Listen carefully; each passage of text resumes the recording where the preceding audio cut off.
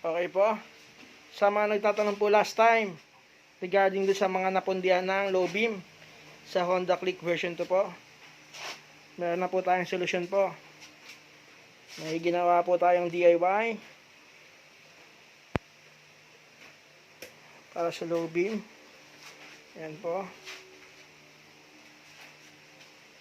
Gumamit po tayo ng COB type LED.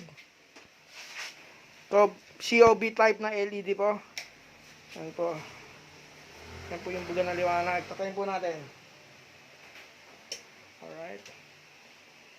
Buksan po natin. Okay. Okay.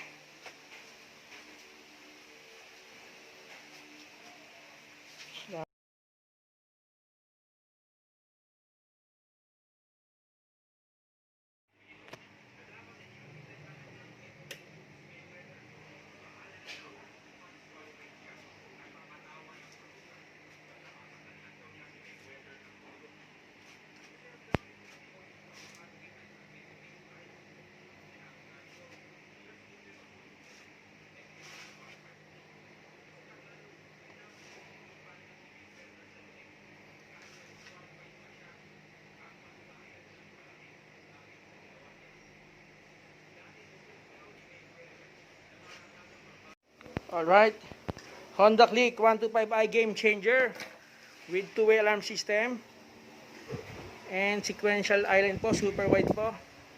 Yan, and yung nirepair po nating low beam ng headlight. Ayan po yung headlight. Alright. Signal light po tayo. Alright.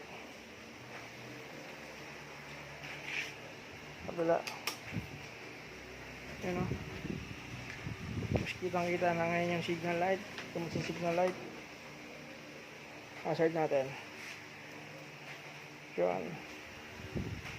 Hazard.